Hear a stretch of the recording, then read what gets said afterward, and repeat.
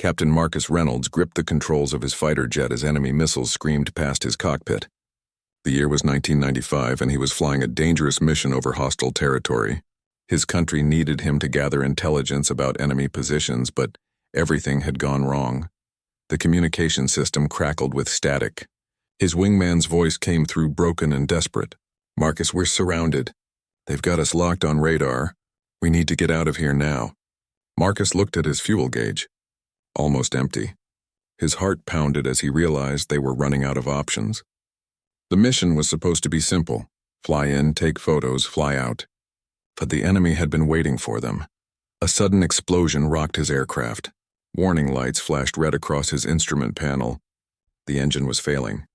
Black smoke poured from the exhaust. He was going down, and there was nothing he could do about it. "Mayday, Mayday. This is Captain Reynolds. My bird is hit. I'm going down in Sector 7, he radioed to base. But only static answered back. He was completely alone, falling from the sky over enemy land. The ground rushed up toward him fast.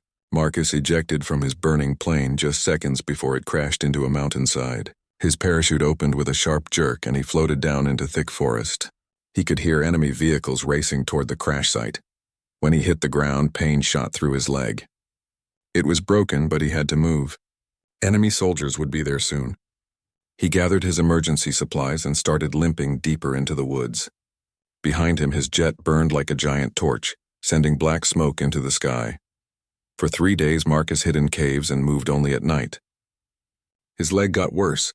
He had little food and no way to call for help. Enemy patrols searched everywhere for him. He could hear their dogs barking and their boots crushing leaves as they hunted him.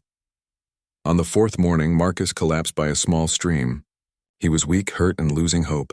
That's when he saw them. Local villagers approaching carefully through the trees. An old man and his daughter found him lying in the mud. The old man spoke in broken English. "You American pilot? We help you."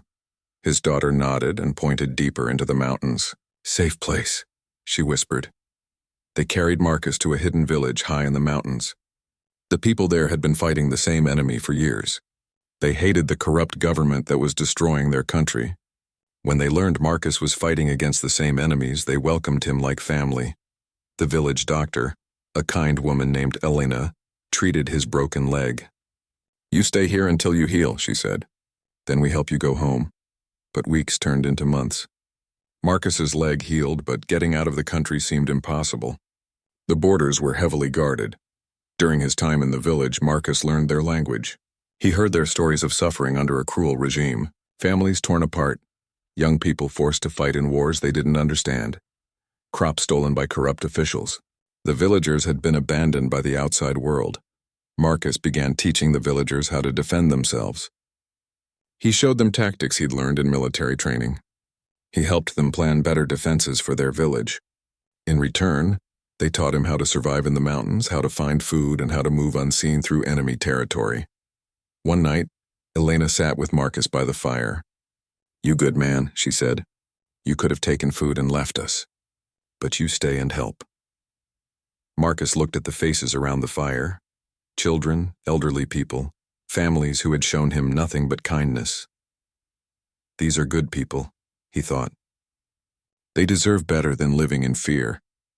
He made a decision that would change everything. Instead of trying to escape immediately, he would stay longer and help them build a real defense against their oppressors. Months passed. Marcus became like a son to the old man who had found him. The villagers started calling him the Guardian because he protected them from enemy raids. He organized the young men into a militia and taught them proper fighting techniques. But Marcus knew this couldn't last forever. His own country probably thought he was dead. His family back home had likely given up hope. Still, he felt a deep responsibility to these people who had saved his life. They had become his second family. Then came the day when government forces discovered their village. A large army was coming to destroy everything and everyone Marcus had grown to love. The villagers looked to him with desperate eyes. They needed their guardian now more than ever. Marcus stood on the mountain ridge looking down at the approaching enemy convoy. Dust clouds marked their advance toward the innocent village below. He touched the dog tags around his neck, the only reminder of his old life. In a few hours, everything would change forever. The enemy convoy had 50 vehicles and over 300 soldiers. Marcus watched through binoculars as they set up camp at the base of the mountain. Their commander was Colonel Vasquez, a brutal man known for destroying entire villages without mercy. Marcus gathered the villagers in the old stone church. Men, women, and children filled the small space. Fear showed in their eyes, but they trusted him completely. "We have two choices," he told them. "We can run and hide, or we can fight for our home." The old man who had found Marcus stood up slowly. His weathered hands shook, but his voice was strong. "We run all our lives. We hide like animals, no more. We fight with our guardian." One by one, every villager nodded in agreement. Even the teenage boys stepped forward, ready to defend their families. Marcus divided them into groups. The women, children, and elderly would hide in the deep caves behind the village. The able men would join him in the defense. It wasn't much of an army, 35 farmers and herders against professional soldiers. But they knew every rock and tree on their mountain. Elena approached Marcus as he prepared weapons. "You don't have to do this," she said quietly. "You could escape through the North Pass. Go back to your family." Marcus shook his head. "These people are my family now. I won't abandon them." That night, Marcus set up defensive positions around the village. He used everything the military had taught him about guerrilla warfare: booby traps along the main paths, sniper positions in the rocks, and escape routes through the caves. The villagers worked beside him, learning fast despite their fear. At dawn, Colonel Vasquez's voice echoed through a loudspeaker. "People of the mountain village, you are harboring enemies of the state. Surrender the foreign fighter and we will let you live. You have 1 hour to decide." Marcus looked at his ragged band of defenders. Most had never held a real weapon before. Their hands trembled as they gripped old hunting rifles and homemade bombs, but their eyes burned with determination. They were fighting for everything they loved. The hour passed in tense silence. Then Vasquez gave the order to attack. Government trucks roared up the mountain road carrying soldiers eager for an easy victory. They expected to crush a few scared villagers in minutes. The first truck hit Marcus's roadside bomb and flipped into a ravine. Soldiers scattered for cover as sniper fire came from the rocks above. The villagers fought like lions protecting their cubs. Every shot counted because they had so little ammunition. Marcus moved between positions, encouraging his men and directing their fire. He took out the enemy radio operator with a perfect shot, cutting off their communications. Without coordination, the government forces began making mistakes. But the enemy had too many men and too many weapons. Slowly, they pushed up the mountain. Marcus watched his brave defenders fall one by one. The old man took a bullet in the chest but kept firing until his rifle was empty. The village blacksmith held a narrow pass until explosives brought the rocks down on him. "Fall back to position 2. Marcus shouted over the gunfire.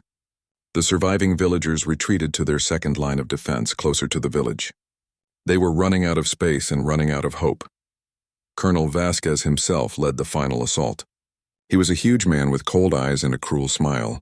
"Bring me the American pilot alive," he ordered his men. "I want to make an example of him before we burn this place to the ground." The fighting moved into the village streets. Houses where Marcus had shared meals with families became battlegrounds. The small school where he had taught children to read maps was destroyed by grenades. Everything these people had built over generations was being torn apart. Elena appeared at Marcus's side carrying ammunition. A bullet had grazed her arm, but she ignored the wound. "The children are safe in the caves," she reported. "But we can't hold much longer." Marcus nodded grimly. They had fought well, but the end was coming. That's when they heard it, the sound of helicopters approaching from the south. Marcus's heart sank. More enemy reinforcements. It was over. But as the aircraft came closer, he saw something that made him gasp. These weren't government helicopters. The markings were different. Through his binoculars, Marcus could see soldiers rappelling down ropes. They wore uniforms he recognized, the uniform of his own country's special forces. Somehow, impossibly, help had arrived. The government soldiers panicked as elite commandos landed behind their positions. Colonel Vasquez screamed orders, but his men were caught between the villagers above and the special forces below. The tide of battle shifted in minutes. Marcus stood in the smoke and ruins of the village, watching enemy soldiers surrender or flee. A familiar figure approached him through the chaos. It was Lieutenant Colonel James Morrison, Marcus's old commanding officer from before the mission that had brought him here. "Hello, Marcus," Morrison said with a tired smile. "We've been looking for you for a long time. Time to come home." But Marcus looked around at the wounded villagers, the destroyed homes, and Elena bandaging the injured. This was his home now. The rescue had come. But Marcus faced the hardest choice of his life. Marcus stood between two worlds. Behind him lay the smoking ruins of the village he had defended. Before him stood his old commanding officer with a helicopter ready to take him back to his former life. The villagers gathered around, their faces showing both relief and sadness. Lieutenant Colonel Morrison extended his hand. "Marcus, you've been officially listed as missing in action for 18 months. Your family thinks you're dead. It's time to go home and resume your life." But Marcus didn't move toward the helicopter. Elena approached slowly, her wounded arm in a makeshift sling. "Go with them," she said softly. "You have family waiting. You have done enough for us." The old man nodded in agreement. "You gave us hope. You taught us to fight. Now live your life." Marcus felt torn in half. He thought about his parents back home, probably holding memorial services for their dead son. He thought about his sister Sarah, who had always looked up to her big brother in the military. They deserved to know he was alive. But he also looked at the destroyed village and the wounded people who had become his second family. The government forces would return. Without him, these innocent people would be slaughtered or driven from their homes forever. How could he abandon them now? Morrison saw his hesitation. "Marcus, I understand you feel loyalty to these people, but you're a soldier in the United States Air Force. You have duties and responsibilities beyond this place." Marcus knew his commanding officer was right, but his heart pulled him toward the villagers. After long minutes of silence, Marcus made his decision. "I'm going back," he told Morrison, "but I need you to promise me something. These people need protection. They need supplies and medical care. Can you arrange that through proper channels?" Morrison frowned. "That's not how it works, Captain. We can't intervene in every local conflict around the world. Our mission was to extract you, not get involved in their civil war." Marcus felt his anger rising. These weren't just statistics or political complications. They were real people who had saved his life. Elena took Marcus's hand. "Please go," she whispered. "Don't throw away your life for us. We will survive as we always have." But Marcus saw the fear in her eyes. They both knew the government forces would return with overwhelming numbers. The helicopter pilot shouted over the engine noise. "Sir, we need to leave now. Enemy reinforcements are approaching from the east." Morrison grabbed Marcus's arm. "That's an order, Captain. Get on that helicopter right now." Marcus looked one last time at the faces surrounding him, the old man who had found him in the forest, Elena who had healed his wounds and shown him kindness, the young fighters who had followed him into battle, children who had learned to read using maps he had drawn in the dirt. With a heavy heart, Marcus climbed into the helicopter. As it lifted off, he watched the village shrink below him. The people waved goodbye, growing smaller and smaller until they disappeared behind the mountains. Marcus pressed his face to the window, wondering if he would ever see them again. The flight back to his home base took 12 hours with refueling stops. Morrison tried to brief Marcus on what had happened during his absence. "Officially, you were on a classified mission when you went down. The details are need-to-know only. Your family has been told you were killed in a training accident." Marcus barely listened to the debriefing. His mind remained in the mountains with people who were facing an uncertain future. He thought about Colonel Vasquez, who had escaped during the helicopter attack. The brutal officer would surely return with more men and better weapons. When they finally landed at the American air base, Marcus felt like a stranger in his own uniform. Everything seemed too clean, too comfortable, too safe. Other pilots welcomed him back with cheers and backslaps, but Marcus felt hollow inside. The base commander, General Patricia Hayes, interviewed Marcus privately. "Captain Reynolds, you've been through an extraordinary ordeal. You'll receive full medical evaluation and psychological counseling. Take all the time you need to readjust to normal life." But Marcus didn't want to readjust. That night in his quarters, he stared at photos of his family and tried to feel happy about being rescued. Instead, he felt guilty for leaving the villagers behind. Sleep wouldn't come. Every time he closed his eyes, he saw Elena's worried face and heard the old man's words of farewell. The next morning brought a phone call that changed everything. It was his sister Sarah, sobbing with joy. "Marcus. Oh my God. Marcus, is it really you? We thought you were dead. Mom and Dad are flying here right now. We're going to have the biggest celebration ever." Hearing his sister's voice broke something loose inside Marcus. Tears ran down his face as he realized how much pain his disappearance had caused his family. They had suffered for 18 months, believing their son and brother was gone forever. He owed them explanation and time together. The family reunion was overwhelming. His parents looked older and worn down by grief. Sarah had lost weight and seemed fragile. They held him tightly, afraid he might disappear again. Marcus tried to smile and act grateful, but part of him remained in the mountains. During the celebration dinner, his father raised a toast to Marcus, who survived against impossible odds and made it home to his family where he belongs. Everyone cheered and drank, but Marcus felt like a fraud.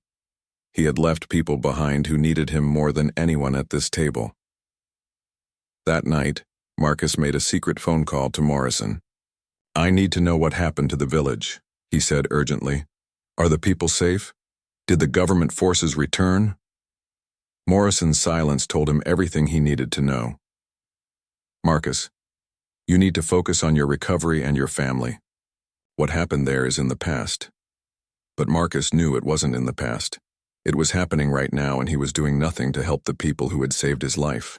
3 weeks after returning home, Marcus received devastating news. A journalist friend from his pre-military days called with information about the mountain village. "Marcus, I know you can't talk about classified stuff, but I've been investigating reports from that region. An entire village was destroyed 2 weeks ago. Over 100 civilians killed." Marcus felt his world collapse. While he was enjoying family dinners and sleeping in a comfortable bed, the people who had saved his life were being massacred. Elena, the old man, the children he had taught, all dead because he wasn't there to protect them. He immediately requested a meeting with General Hayes. "Ma'am, I need to return to that region immediately. There are innocent people who need help." The general looked at him with concern. "Captain Reynolds, you're still undergoing psychological evaluation. You're not cleared for active duty, let alone overseas deployment." Marcus paced around the general's office like a caged animal. "These people saved my life. They protected me when I was helpless. Now they're being slaughtered, and I'm sitting here doing nothing." General Hayes understood his frustration but had her hands tied by military regulations and international politics. "Marcus, even if I wanted to help, we can't intervene in that country's internal affairs without proper authorization. It could create an international incident. I'm sorry, but the answer is no." Marcus saluted and left the office, but he had no intention of giving up. That evening, Marcus made a decision that would end his military career. He submitted his resignation papers and began planning an unauthorized return to the mountain region. If the military wouldn't help the villagers, he would do it alone. Sarah found him packing civilian clothes and survival gear in his apartment. "Marcus, what are you doing? Mom and Dad are planning a big welcome home party for you this weekend." Marcus sat his sister down and told her everything about the village, Helena, and the people who had become his second family. "They're all dead because I left them," he said, his voice breaking. "I have to go back and find any survivors. I have to try to make this right somehow." Sarah grabbed his hands. "Marcus, you can't save everyone. You came home to us. Isn't that enough?" But Marcus knew it wasn't enough. That night he disappeared from the base. He used his savings to buy a plane ticket to a neighboring country and began the dangerous journey back to the mountains. The military declared him AWOL and issued warrants for his arrest. The journey took 5 days through dangerous territory. Marcus traveled in disguise, using skills he had learned from the villagers. He avoided military checkpoints and government patrols. Finally, he reached the mountain where the village had once stood. The sight that greeted him was heartbreaking. Burned houses, scattered belongings, and mass graves marked what had been a peaceful community. Marcus searched desperately for survivors but found only silence and death. Colonel Vasquez had kept his promise to destroy everything.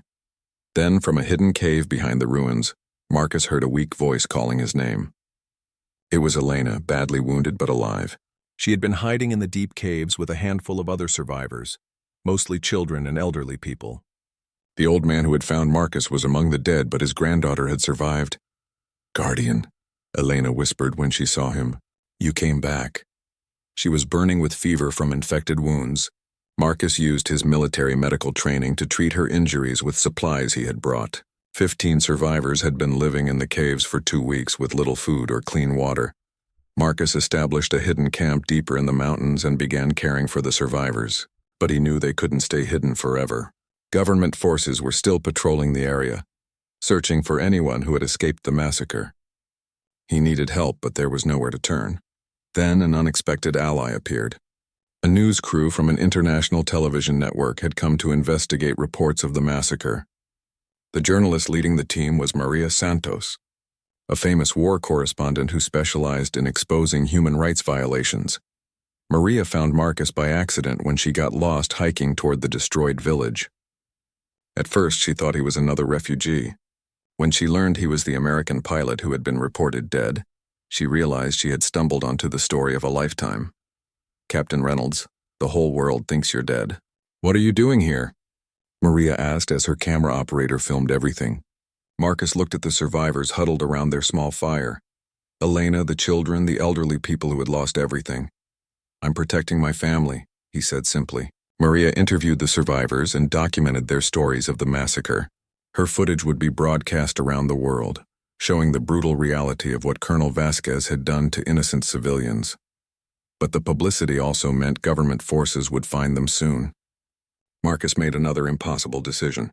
He would create a diversion to help the survivors escape while Maria's news team smuggled them to safety across the border. "I won't leave you again," Elena protested weakly.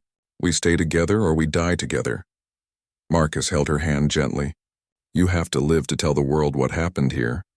These children need you to survive and grow up to be better than the people who destroyed their village." Maria's news story sparked international outrage. The United Nations demanded an investigation into the massacre. Human rights groups called for sanctions against the government.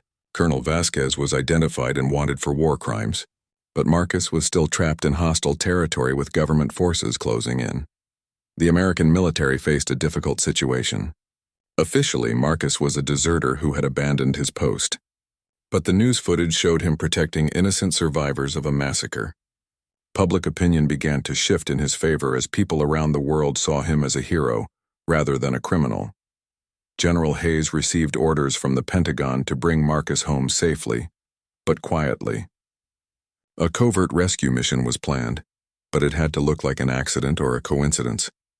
The military couldn't appear to be supporting an AWOL soldier's unauthorized mission. As government helicopters circled the mountains searching for the survivors, Marcus prepared for what might be his final stand. He had weapons and explosives cached around the mountain, but he was still just one man against an army. This time there might be no rescue coming. Colonel Vasquez had returned with twice as many soldiers as before. This time he wasn't taking chances. Helicopters circled the mountain while ground troops surrounded every possible escape route. The news coverage had made him famous for all the wrong reasons, and he wanted revenge. Marcus positioned himself on a rocky ridge overlooking the hidden camp where Elena and the other survivors were hiding. Through his binoculars, he could see government soldiers climbing up multiple paths toward their position. In a few hours, they would be discovered. "Guardian," Elena called softly from below. She had recovered enough to walk but still moved carefully because of her wounds. "The children are scared. They need to know what's happening." Marcus climbed down to the camp where 15 survivors waited in the shadows of large boulders. He knelt in front of the youngest child, a 6-year-old girl named Rosa, whose parents had died in the massacre. "Rosa, do you remember the stories I told you about eagles?" She nodded with wide, frightened eyes. "Eagles are brave birds that protect their families. Today I need you to be brave like an eagle." Marcus gathered all the survivors around him. "There's a path that leads north through the canyon.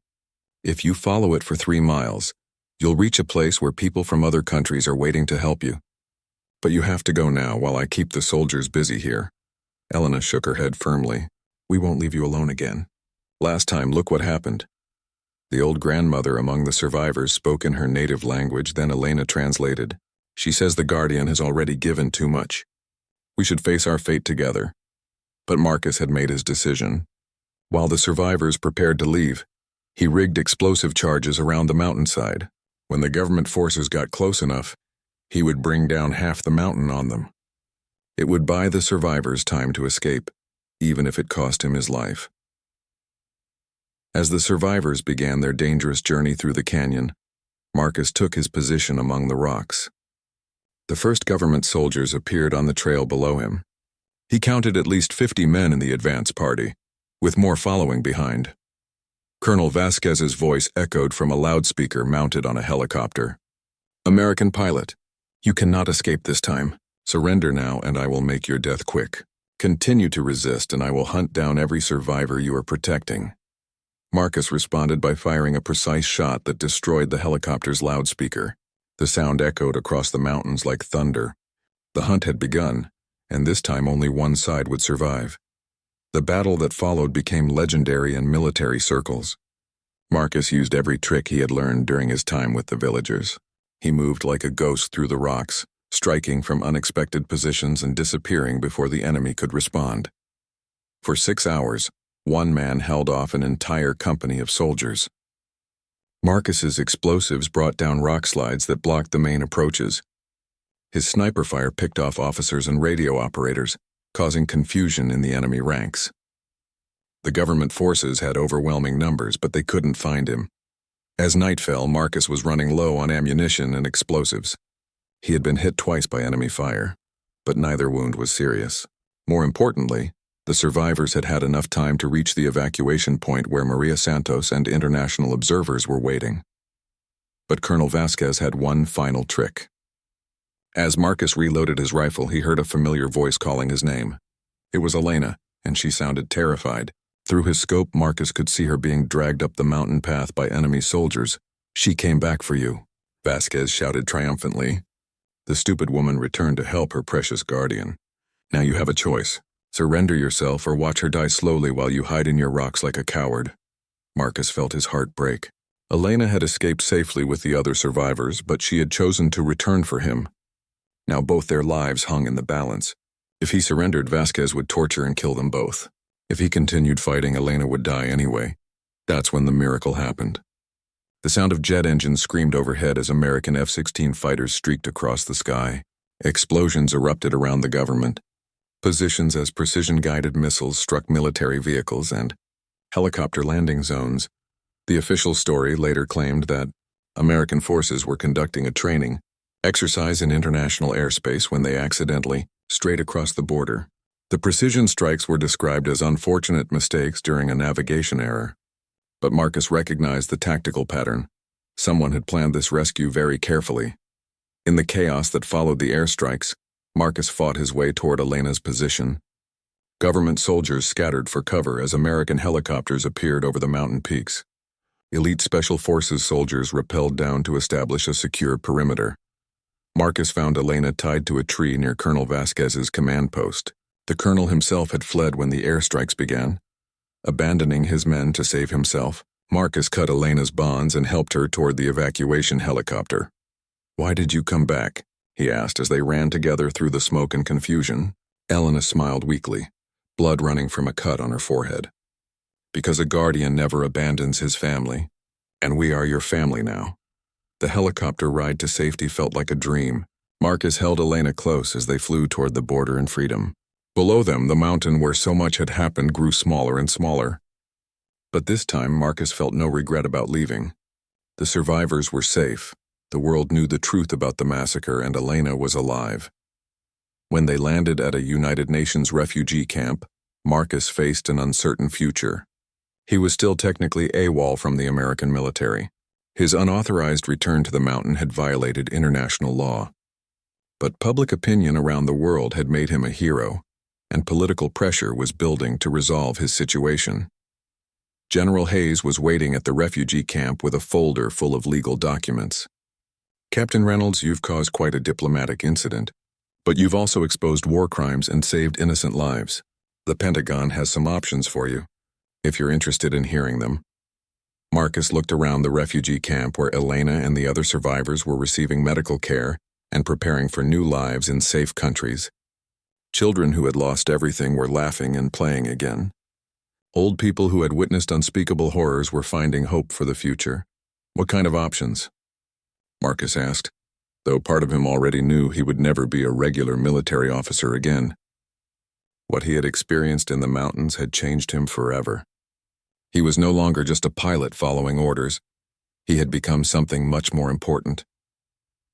5 years had passed since the mountain rescue, and Captain Marcus Reynolds had become something unexpected, a legend working in the shadows. The Pentagon had offered him a unique position in a classified unit that specialized in protecting civilians in conflict zones around the world. Marcus's official title was Special Operations Advisor, but his real job was being a guardian for people who had no one else to protect them. He worked with small teams of elite soldiers, but often operated alone in the most dangerous places on Earth. His success rate was perfect. He had never lost a civilian under his protection. Elena had settled in Canada as a refugee and was now a nurse, working with trauma victims. She and Marcus stayed in contact, and she often provided him with information about situations where innocent people needed help. The other survivors from the mountain village had built new lives around the world, but they remained connected like an extended family. On a rainy Tuesday morning in Washington, D.C., Marcus received an emergency briefing that would bring his story full circle.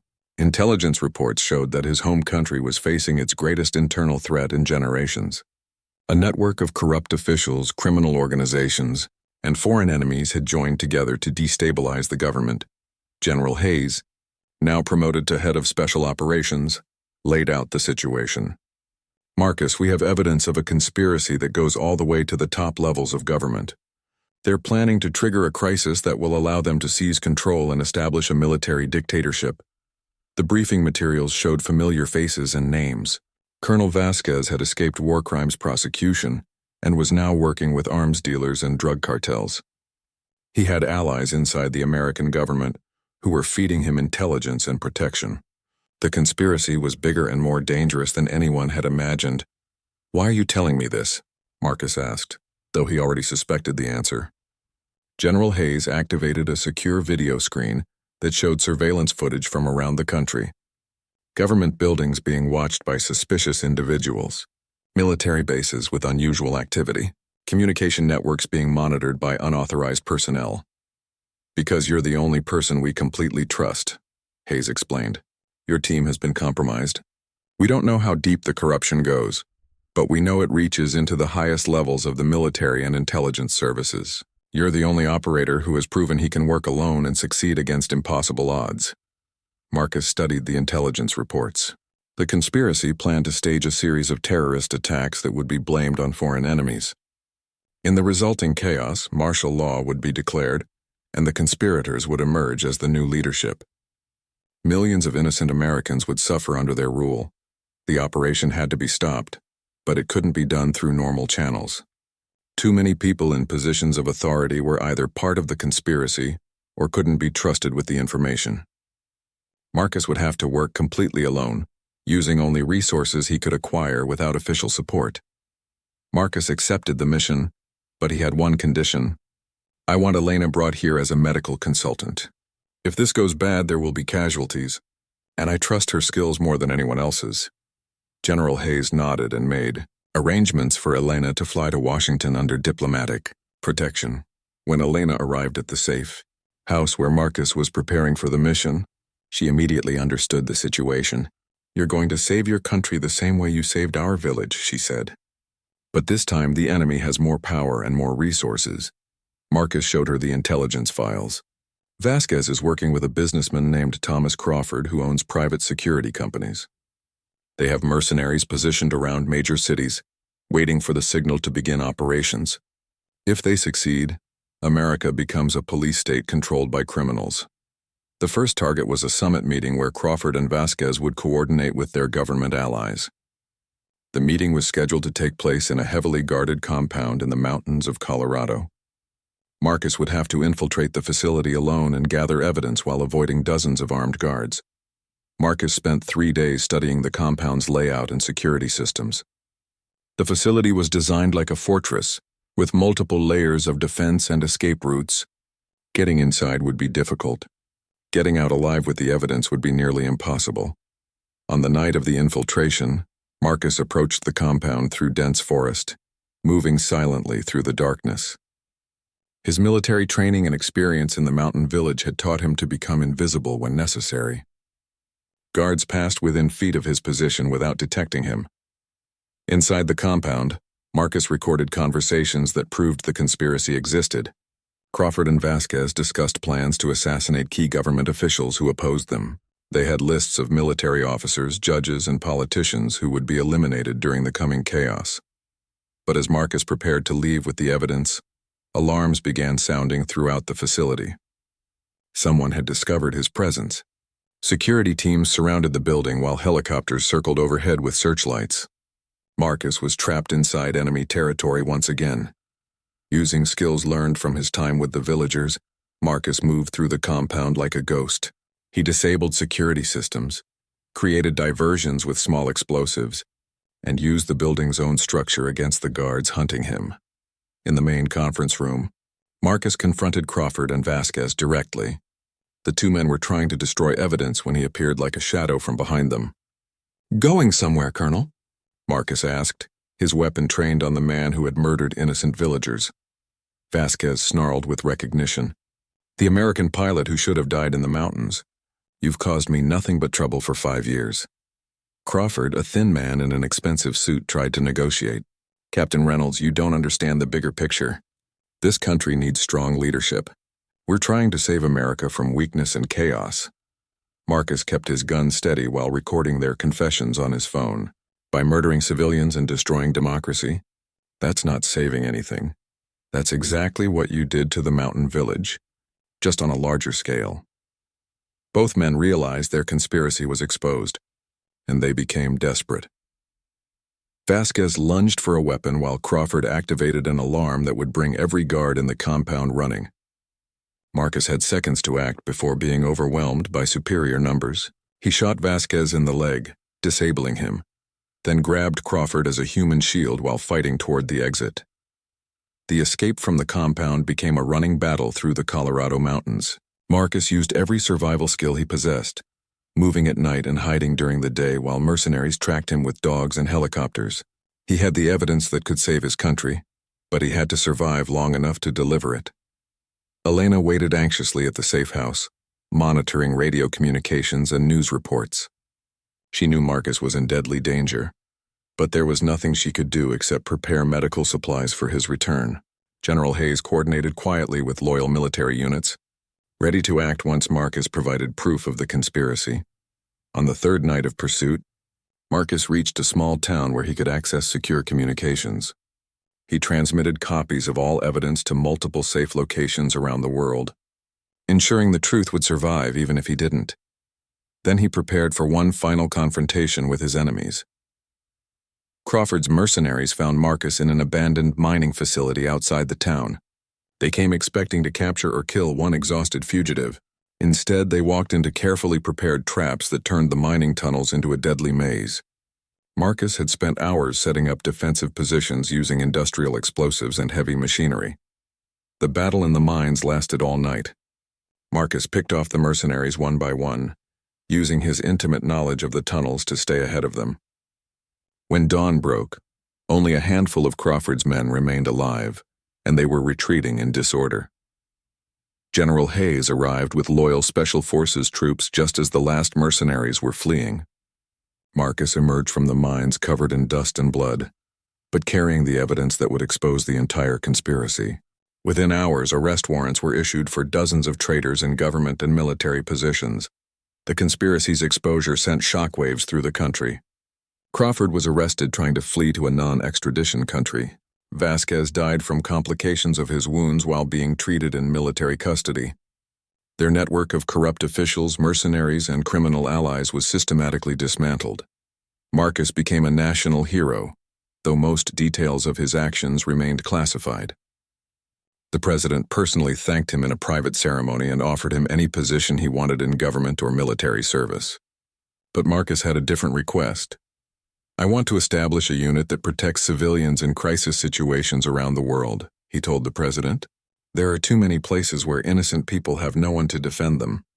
They need guardians who will never abandon them, no matter how dangerous the situation becomes.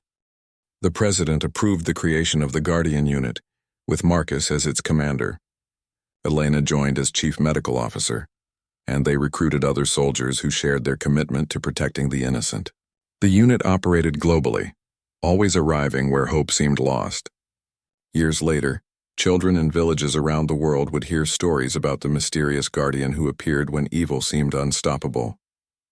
They learned that one person with courage and determination could stand against any darkness, no matter how powerful the enemy appeared to be.